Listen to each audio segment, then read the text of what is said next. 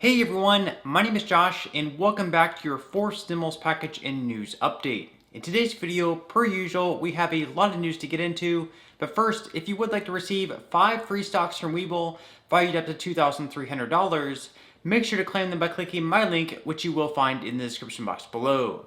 Okay, so early this morning, the House passed a key piece of legislation which will raise the debt limit through next year's midterm elections. In total, the debt ceiling is now increased by $2.5 trillion. Even though only one Republican voted in favor of raising the debt limit in the House and Senate combined, Republicans, in a way, still helped Democrats fast-track the process of doing so. This was because of their bill last week, which allowed Democrats to raise the debt ceiling with just a simple majority in the Senate. So now that they have the debt ceiling issue out of the way, Democratic leaders can now turn their full attention to the Build Back Better bill. Again, the Senate Majority Leader Chuck Schumer wants to have this bill passed before Christmas. And I don't think any of us need reminders that Christmas is just 10 days away. Other than the Senate parliamentarian needing to make key decisions on which measures can remain in the bill due to being in compliance with the Byrd Rule, Democrats will also need to get Joe Manchin on board with it as well. On Tuesday, Senator Manchin said he spoke briefly with the president, and when asked if Biden has been doing a convincing job of getting him on board, he said, "I wouldn't say that." No. Just in general, there's still a lot of talk. What do you mean you wouldn't say that when the president's not moving closer towards you? No, I don't think I'm asking anybody to move. I want people to understand where I am, and I think that's where we're getting more of an understanding. Which is where? Where are you? Hey, you enjoy this. Are you enjoying this? Wait a minute, hold on. I want to know how you would answer something like that. I mean, are you anywhere to the point where you could vote yes on proceeding? I got to check with my pastor here. I can't. I can't You get should in. check with the pastor. I can't get into negotiations like this right Did you now. hear that? He said he's checking with the My pastor. pastor. So Manchin here doesn't make it seem like much progress has been made despite talks with President Biden and being just 10 days away from Chuck Schumer's Christmas deadline. So is Schumer going to continue sticking to his deadline, or eventually, perhaps at some point later this week, will he admit that a deal may just not end up happening? Let's wait and see. In the meantime, while Senator Schumer continues pressing for a deal before Christmas, Democratic senators do the best convincing they can as well. One of their talking points of late are those child tax credit payments many of us have been receiving over the past several months. Here is Democratic Senator Tim Kaine calling on the extension of the enhanced child tax credit payments before they expire at the end of this year. Madam President, thank you. I'm honored to join my colleagues today to speak about the child tax credit and do something similar to what they've done and just make it personal to families. Today or tomorrow, on the 15th of December, more than 930,000 Virginia families who together have 1.6 million kids will receive a child tax cut payment, $300 for a child under age 6 and $250 for each child between age 6 and 17. Those are big numbers. Those are big numbers. 1.6 million children, 930,000 families. And I'm here joining my colleagues to ask that this payment to parents, this parents' tax cut to help their children is not the last, because unless we act, the sixth payment that will go out tomorrow will be the last. Now, the numbers are big, but sometimes the numbers can obscure data, and statistics can obscure what's really at stake. So just a week ago, I put out on my Senate webpage a question: what has this tax cut meant to your family? And in 1 week, we've received more than 200 responses, and I just want to share a few with you. Heather from Glen Allen is a full-time caretaker of her physically disabled daughter. Her daughter started having trouble with the stairs in her home, so they used the child tax cut payment to help them buy a new stair lift. So her daughter is still able to navigate their home. Heather wrote to me this, quote, "My family deeply appreciate the child tax credit because we routinely incur additional expenses while caring for a loved one with a disability. I take care of our daughter full-time, which makes us a one-income household, so the tax credit makes a difference." Beatrice from Rockingham in the Shenandoah Valley works at Cooks Creek Presbyterian Church, and she sees how the child tax cuts have affected families they work with. One mother of 6 whose husband is incarcerated relies on the payments to help with her child's medical expenses. Another couple that comes to this church, they're in their 60s. They're raising their great nephew because his mother suffers from addiction. The tax cut is helping them cover necessities for this nephew. Lawanda, and I have a picture of Lawanda and her family. She's a single mom from South Boston, down on the North Carolina border. Lawanda sent me this picture and said, use this picture. She used the payments to help buy clothes and shoes for her children and to buy fresh fruit and vegetables, which they usually can't afford. I love this picture because this is a picture of people with smiles. These are resilient people who dream of a better future, and this child tax cut is helping them achieve it. Something as simple as being able to buy fresh vegetables rather than canned, or shoes. Something as simple as that is what this child tax cut is about. So no doubt have the monthly child tax credit payments been a huge help for many families. $250 or $300 payments per child each and every month would have, without a doubt, been of great assistance. Speaking of those payments, the last round of the payments, as Kane notes, is today, and you'll be able to claim the other half of the payments as a credit when you go to file your tax returns. If you had a newborn this year or haven't received any of your payments despite being eligible for them, you'll be able to claim the entire amount as a credit on your tax returns next year. Other than the child tax credit payments being extended in the Build Back Better bill, $80 billion will also be used to hire 87,000 more IRS agents. That's $80 billion out of taxpayer money used to hire IRS agents, yes, to audit more of our tax returns. Here is a Republican senator in Iowa, Chuck Grassley, slamming the IRS proposal in the bill, saying that we still have to be very fearful. Of the 1998 IRS Restructuring Commission. That was set up primarily because small business was being harassed by the IRS. Everybody wants to take on the big corporations, but they got enough to defend themselves. But it's easy for the IRS to take on small business because it's easier to pay than it is to pay to defend yourself. So this group that Senator Capo says that are going to be attacked, that the president said he wasn't going to attack those people under $400,000, a lot of those are small business. Just lately, in 2021, we've seen the auditing of small business go up 50%.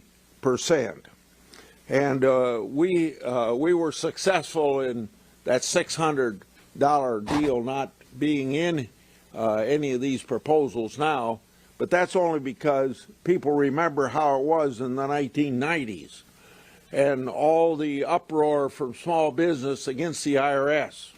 We had 11,000 just in my office emails come in against IRS having that increased authority and power. And we still have to be very fearful of the additional money going to the IRS, harassing small business more than going after the money of the people over $400,000 a year. We see it in these statistics. We see it in the attitude of the IRS towards, or Democrats towards small business, that somehow if you're a small business person, you're a tax cheat. We're going to go after you, collect that money. Not only that, but they estimated at one time is going to bring in $700 or $800 billion. CBO looks at it, it's only going to bring in $200 billion. So I don't know what sort of an agenda they're on, but they're on an agenda that's going to hurt small business, the backbone of our economy, the places where people get started. Since this pandemic, of the people that left their employment, 1 6/10 million of the 6 million that still don't have jobs have gone into their own small business, potentially to be harassed by the IRS. We can't let that happen. We're not going to let it happen. And in America, we have a choice between life, liberty, and the pursuit of happiness, or you got the choice of letting the bureaucrats run your life. and the IRS is one of the most feared agencies, maybe the most feared agencies next to the EPA of anybody you do business with.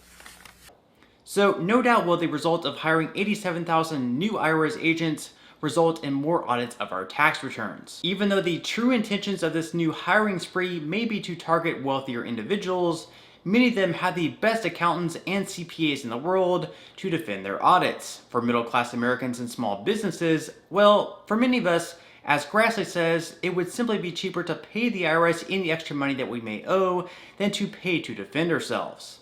So, just something to think about. Florida Senator Rick Scott shared those same thoughts, saying the additional money for the IRS will end up targeting middle-class families the most. First off, remember when Biden said this bill wouldn't cost anything? As Senator Crapo said, that's not true. Look at all these numbers. It's going to cost us trillions of dollars, and we're going to have unbelievable deficits. Then you look at the inflation, whether it's the CPI or the PPI. I mean, this is ridiculous what it's going to cost people to just to live in this country. It's not the rich that get hurt. It's the poor that get hurt. And now this targeting, this additional money for the IRS to target all Americans is absolutely wrong. I mean, this is exactly what it's going to do. It's going to target our families. It's going to target our small businesses, and it's going to go after them to get them to pay more money. I'll give you. I mean, think about the IRS. The IRS can't keep information confidential. They don't do that. There's breaches. They've released information through ProPublica. Then on top of that, now what they're doing, if you haven't heard from people all around the country, when you ask for your refund, you have to give them a selfie so they can track you.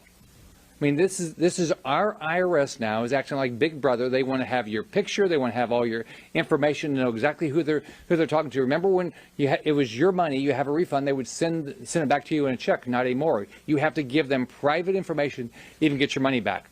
It's the wrong thing to do to pass this bill. It's the wrong thing to do to give the IRS $80 billion more money to target Americans. In some other news, as if we needed any more drama in Congress, yesterday, after Elon Musk was named Time's 2021 Person of the Year, Democratic Senator Elizabeth Warren responded by tweeting, "Let's change the rigged tax code so the Person of the Year will actually pay taxes and stop freeloading off everyone else." In response by Musk, he told her to stop projecting and said, "You remind me of when I was a kid and my friend's angry mom would just randomly yell at everyone for no reason." He also said, "Please don't call the manager on me, Senator Karen." Another Democrat in Congress, Pramila Jayapal, also called Musk out by saying it's time for Elon Musk to pay his fair share in taxes. Now, while I do realize there are mixed feelings on Elon, with some people loving him and others believing that he may not pay his fair share in taxes, it's a bit ironic for someone like Elizabeth Warren or other representatives to call him a freeloader when they basically gained all of their wealth working in government, getting paid by, yes, us, the taxpayer. In some other news, Democratic Representative Ilhan Omar introduced legislation to combat Islamophobia. Here is Omar introducing the bill while also bashing former President Donald Trump for contributing to Islamophobia. Thank you, Chairman. Madam Speaker, today I rise because we are in the midst of a staggering rise of anti-Muslim violence and discrimination around the world. At its worst, it is Uyghurs in concentration camps in China and genocide against the Rohingya in Burma. But those atrocities are part of a deeper fabric of violence against Muslims and impunity for violence against Muslims at a global level. In India, Prime Minister Modi's government has moved to strip citizenship from millions of Muslims. In Sri Lanka, anti-Muslim laws and violence have imposed terror on the community. In Hungary, in Belarus, and Poland, politicians have stroked fear of Muslim migrants and refugees. In New Zealand and Canada, white supremacists' violence has targeted Muslims, including at their places of worship. And of course, we in the United States are not immune to this hatred. It is no secret that the previous president of the United States explicitly vowed, and I quote, "a complete and total shutdown of Muslims entering the United States."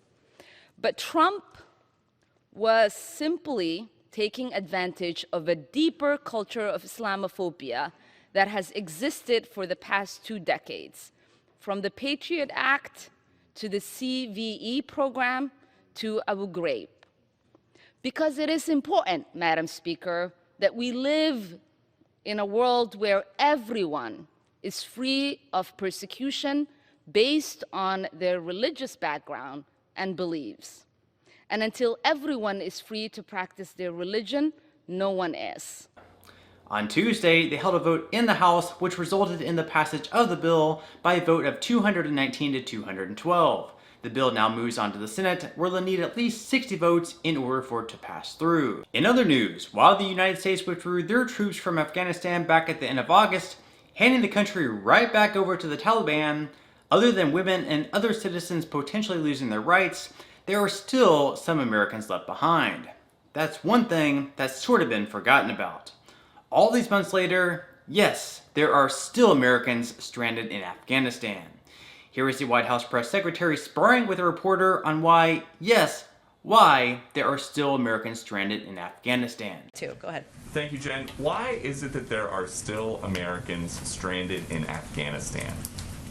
Well, I think, let me just reiterate something that Tony Blinken said back in August, which is that if Americans who are in Afghanistan wanted to leave, whether it was 3 weeks from now, a month from now, 2 months from now, back in August, we would help them get out. And that is something that we've delivered on our word on. I would note that since that time, we've directly assisted 479 American citizens, 450 lawful permanent residents, and SIV holders and SIV applicants to depart Afghanistan. That's important to convey because it's important for people to understand who are there, that even if they decided not to, even if they decided not to today, we are still going to help them depart, and there's evidence of that. Okay, 479 left behind is a lot higher than the 100 to 200 that President Biden was talking about at the end of August. 479 who we've helped depart since And August. he said that he thought that we believe there are 100 to 200 with some intention to leave. So how did how'd you guys get the numbers? There were people who determined they wanted to leave since then, and it is our responsibility to help them depart. So that's evidence of our commitment to do exactly that. And is this something, as there are now at least about a dozen who want to leave right now, is this something the president works on every day? Certainly, he receives regular updates from his team, and we, the State Department and other national security officials really lead this effort. I would just reiterate that the United States does not track or put a tracker on American citizens traveling overseas, whether they're in Afghanistan or any country around the world. That would be quite a Fox News story, wouldn't it be, if we did that? We don't do that, but we do provide a range of services even when we don't have a presence in a country. And our efforts to get American citizens out of Afghanistan, many of them dual citizens, many of them who've lived their whole lives there since that time, is evidence of that. So the press secretary says that anyone who wants to leave the country will have the president's assistance to do so. But on that note, I'm going to go ahead and wrap up this video. Again, if you would like to receive 5 free stocks from Webull, make sure to quickly claim them by clicking my link in the description box below. To receive the first free stock, you will need to fully open an account. Then to receive the 4 other free stocks, which will be valued up to $2,000, you'll need to make a qualifying deposit of at least $1. And even if you aren't all that interested in investing or continuing to invest at this point in time, you can always sell the free stocks you receive and transfer that money, however much the stocks are worth, right back to your bank account. So free stocks or free money is completely up to you. So once again, I hope that everyone has a great and safe rest of their day. And if you did enjoy the content in today's video, I would greatly appreciate it if you would give this video a big thumbs up. That does definitely help out with the YouTube algorithm. And until next time, as always, I'll see you in the next video.